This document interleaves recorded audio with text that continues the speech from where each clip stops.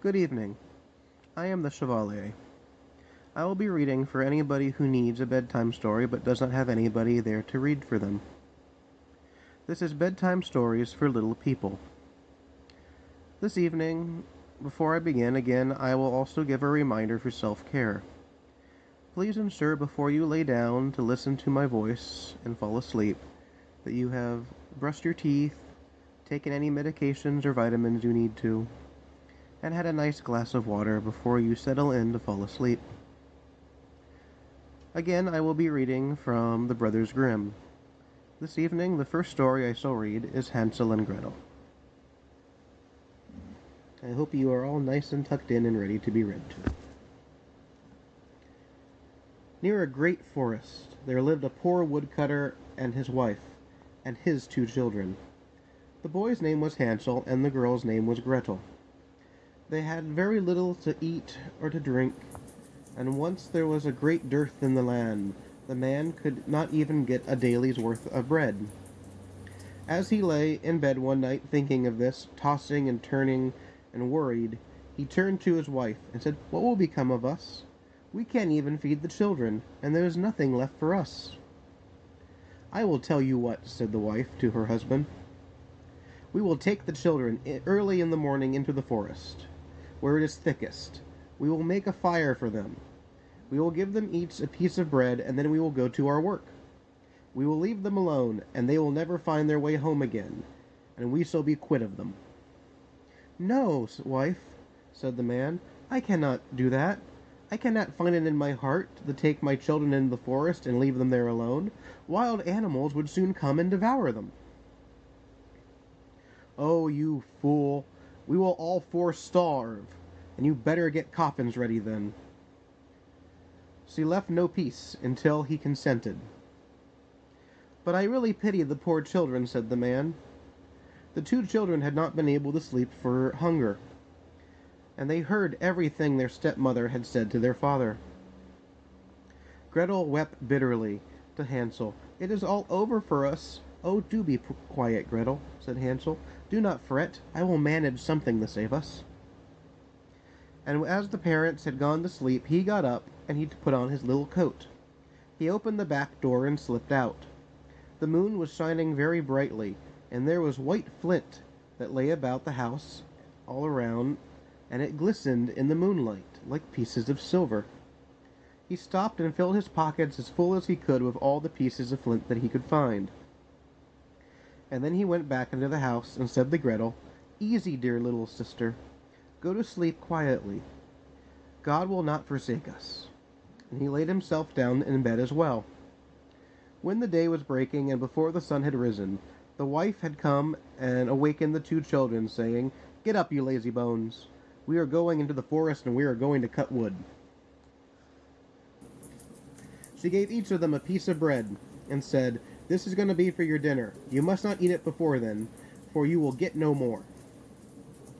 Gretel carried the bread under her apron, for Hansel had his pockets full of flint. They set off together and on their way into the forest. When they had gone a little way, Hansel stopped and stood still. He looked back towards the house, and he did this again and again. And his father said to him, "Hansel, what are you looking at? Take care not to forget your legs." "Oh, father," said Hansel, "I am looking at my little white kitten, who is sitting up on the roof. It's bidding me farewell." "Oh, young fool," said the woman, "that is not your pet kitten. That is just the sunshine on the chimney pot." Of course Hansel had not been looking at his kitten, but every now and again was taking a piece of the flint from his pocket and dropping it on the road. When they reached the middle of the forest, the father told the children to collect wood and make a fire to keep them warm. Hansel and Gretel gathered as much brushwood as they could find and made a little mountain, and then they set it on fire. When the flames were burning quite high, the wife said, "Now lie down near the fire and rest for yourselves. We will go and chop some wood, and when we are ready we will come and fetch for you." And so Hansel and Gretel sat by the fire, and by noon each of them ate a little piece of their bread. They thought their father was in the wood all this time chopping wood, for they seemed to hear the stroke of the axe. But it was really just a dry branch hanging on a withered tree, and the wind moved it to and fro. And when they had stayed there long enough, their eyelids closed from weariness, and they fell asleep. When they last awoke it was night, and Gretel began to cry, "Oh, how shall we ever get out of this wood?" But Hansel comforted her, saying, "Wait a little longer. When the moon rises we will easily find our way home." And so the moon got up, and Hansel took his little sister by their hand, and they followed on the way where the flint stones were shining like silver. It made a road for them to find their way home.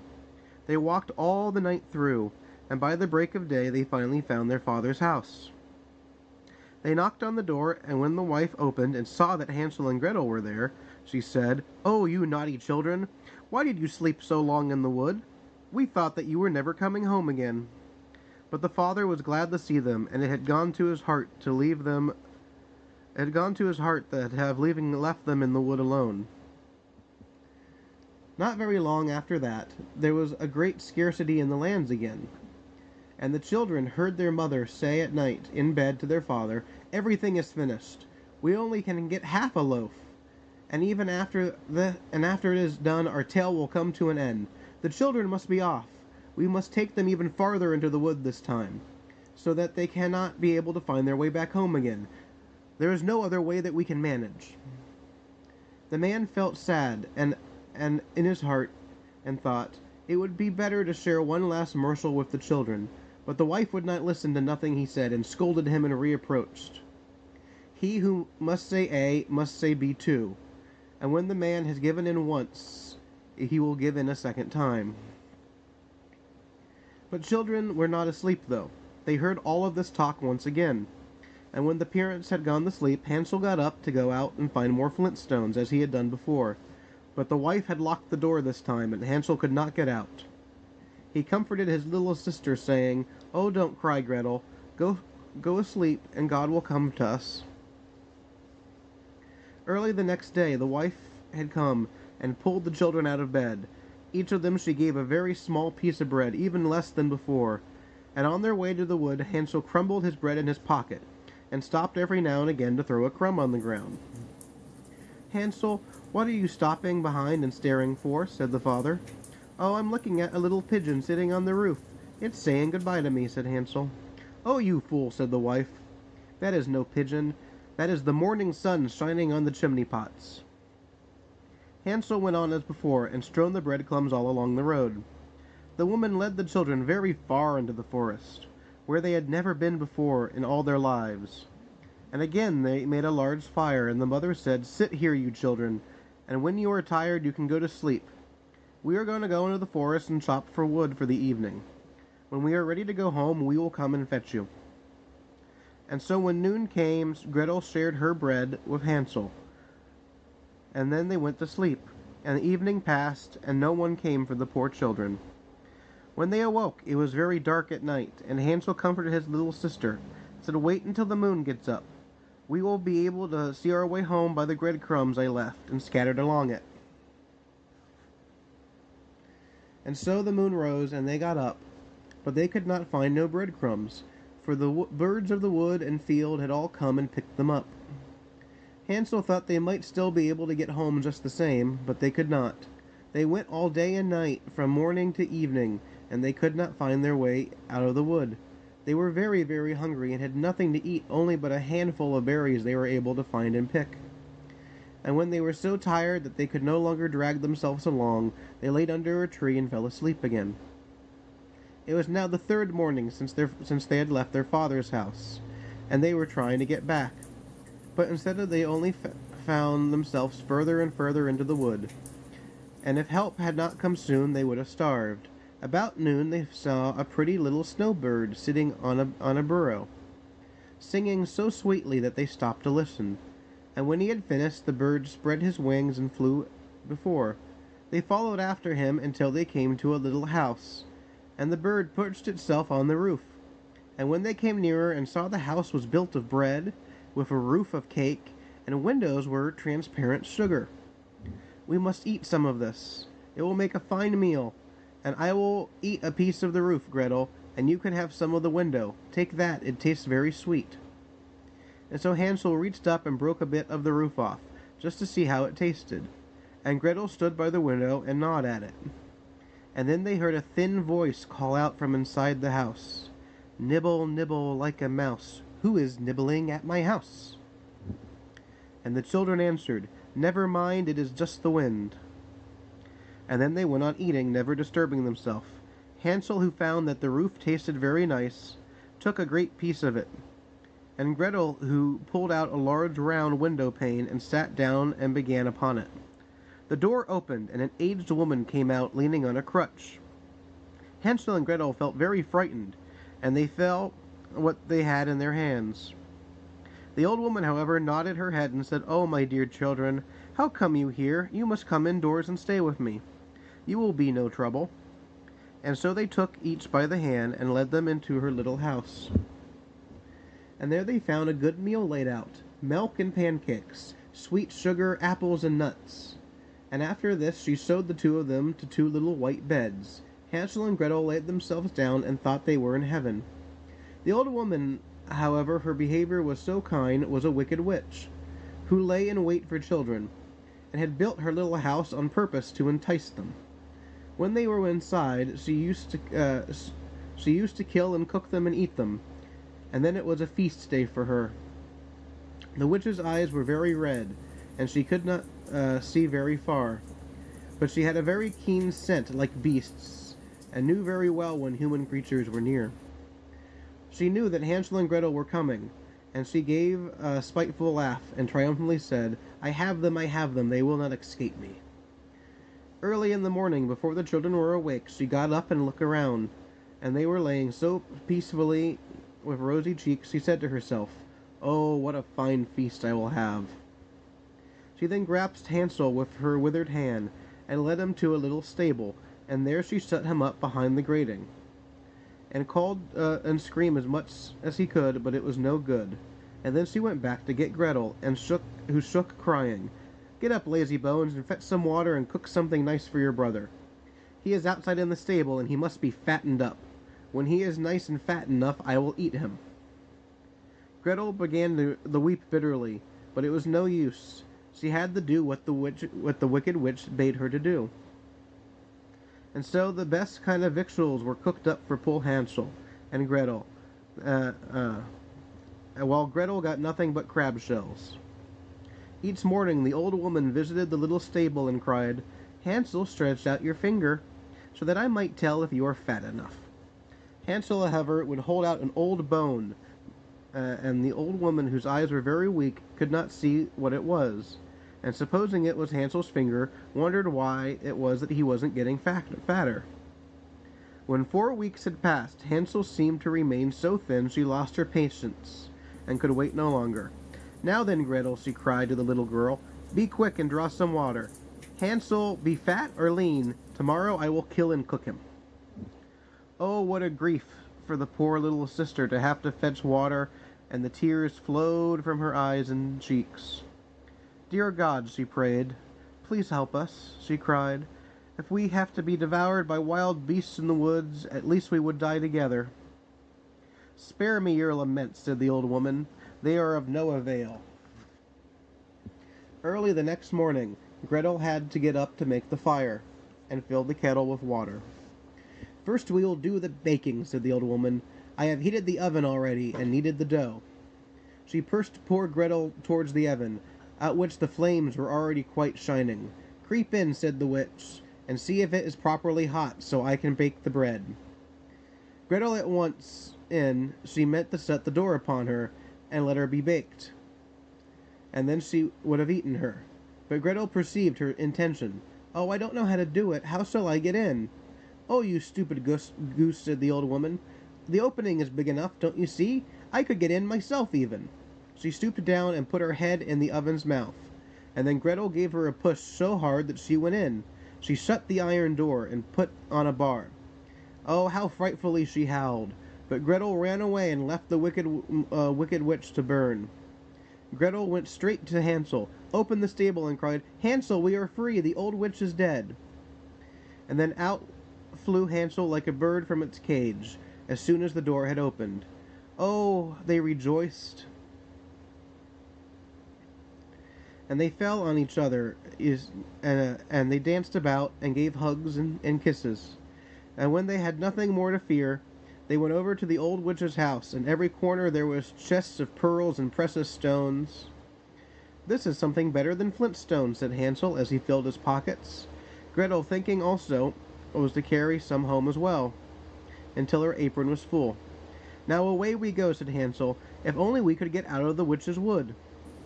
And when they had journeyed a few hours, they came to a great piece of water. "We can never get across this," said Hansel. "I see no stepping stones and there is no bridge." "I don't see a boat either," said Gretel. "But here come some little white ducks. I will ask for help." And so she cried, "Duck, duck, here we stand, Hansel and Gretel on the land. Stepping stones and bridge we lack. Carry us over on your nice white backs." And the ducks came accordingly. And so Hansel and her got upon, and told her sister to come too. "No," said Gretel, "that will be too hard on the poor duck. We must go separately, one after another." And that is how it was managed. And after that they went on happily until they came out to the wood, and then they grew more and more familiar. And then last in the distance they were able to spy their father's house. They ran all the way up to it and rushed to the door and fell on their father's neck. The man had a quiet hour since he had left his children in the wood, but now his wife was dead and passed away.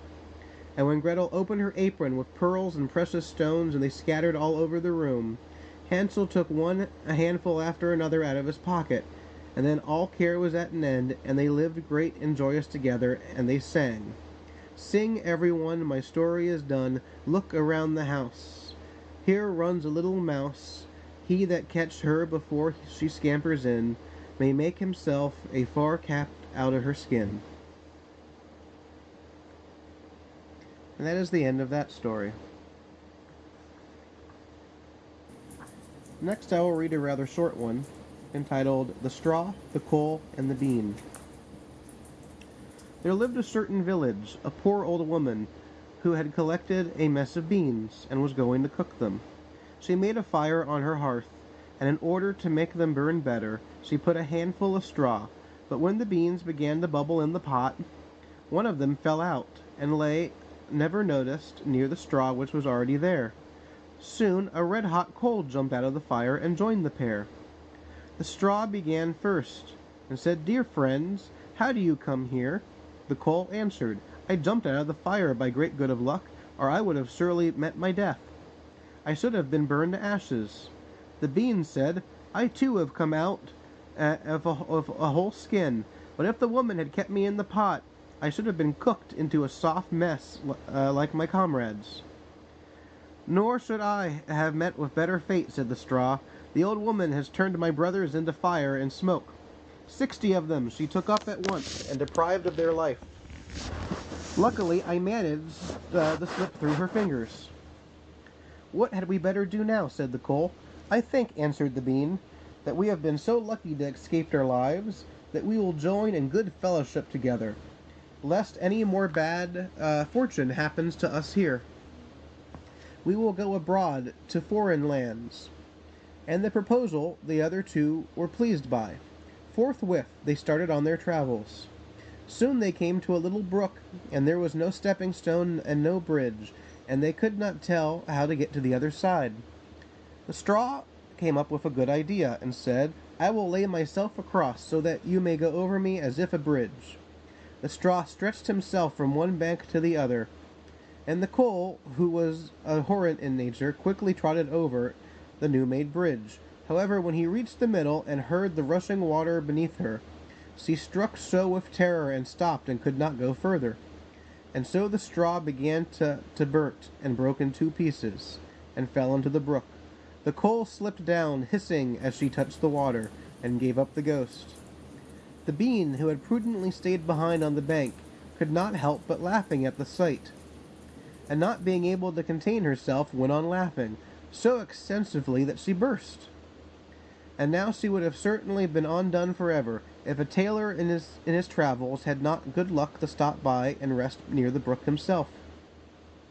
He had a very compassionate heart, and he took out a thread and needle, and stitched her back together again.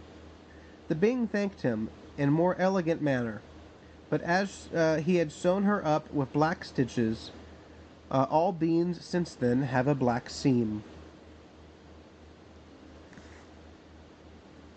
That was the end of that short little story.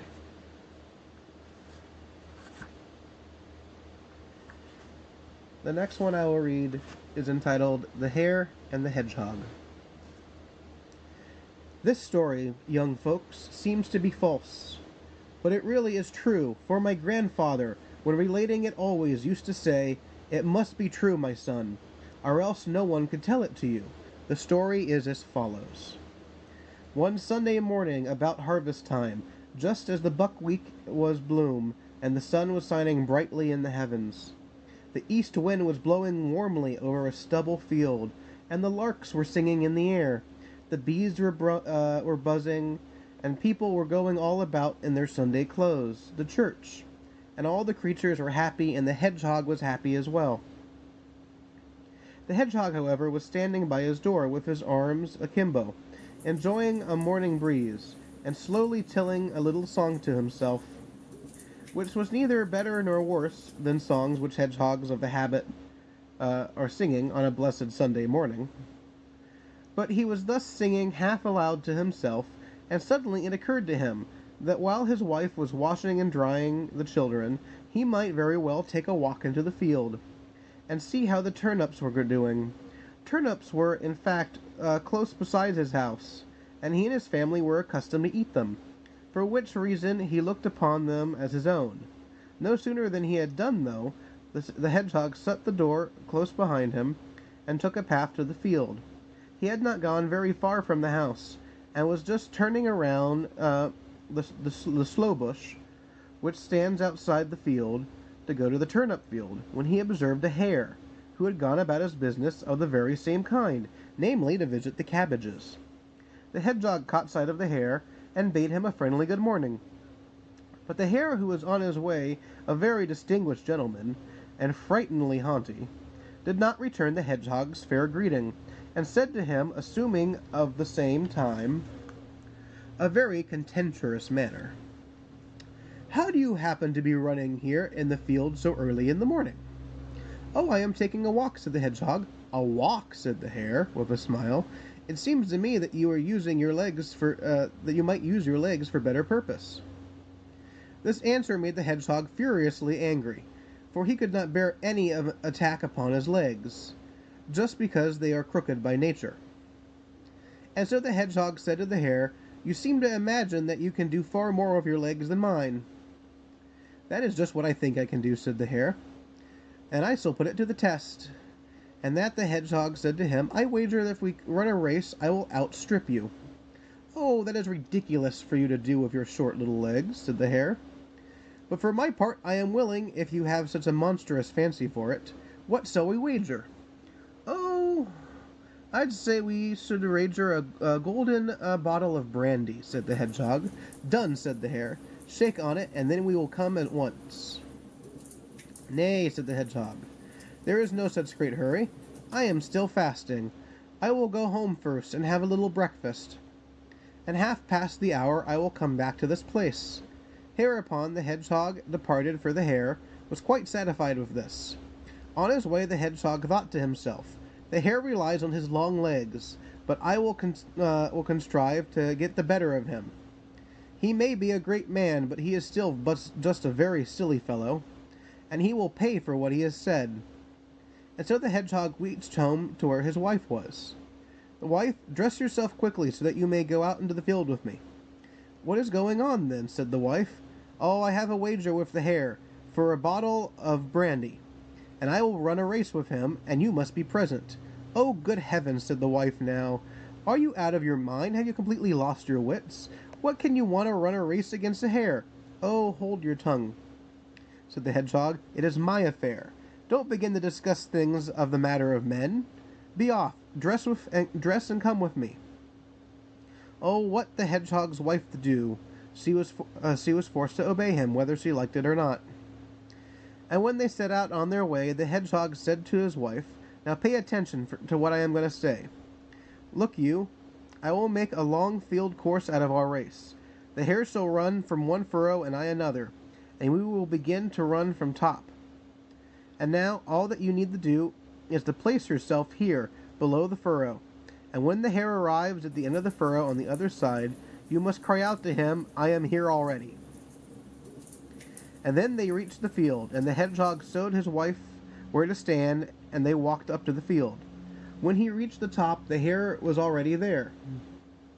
"So we start," said the hare. "Certainly," said the hedgehog. And then both at once. And each they placed themselves on the furrow, and the hare continued to count. "Once, twice, thrice, and away!" And he went off like a whirlwind down the field, and the hedgehog, however, only ran about 3 paces, stopped in the furrow, and stayed quite where he was. When the hare therefore arrived in his full career at the lower end of the field, the hedgehog wife met him and cried out, "I am here already."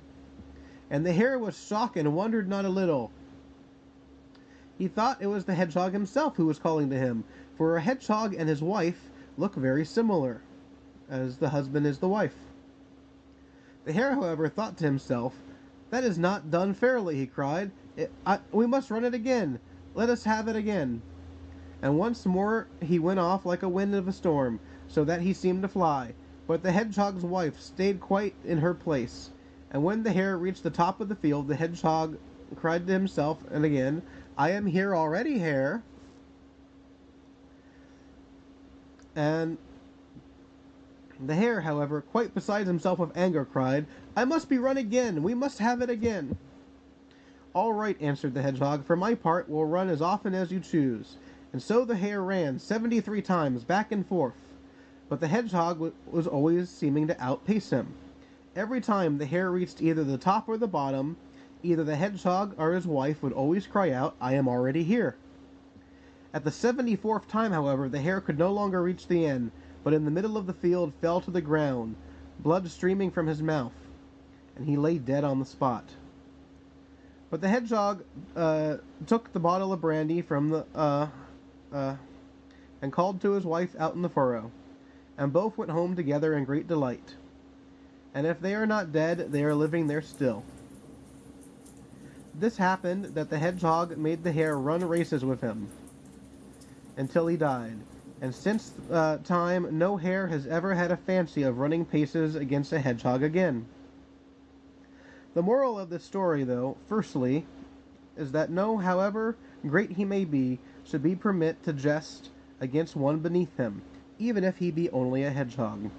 And secondly, it teaches that a man marries, he should take a wife in his own position, who looks just as himself.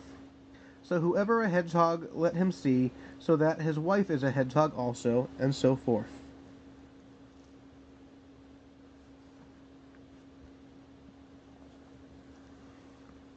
I hope by now that was enough to get you nice and sleepy, and you are happily dreaming. If you find yourself that you are not asleep or dreaming, I do have another video that is already posted that you can listen to and fall asleep. I hope soon to create enough of these to create a nice playlist for somebody to listen throughout the night and help them fall asleep. Thank you for listening if you have listened to this far, and I hope that this would help you fall asleep.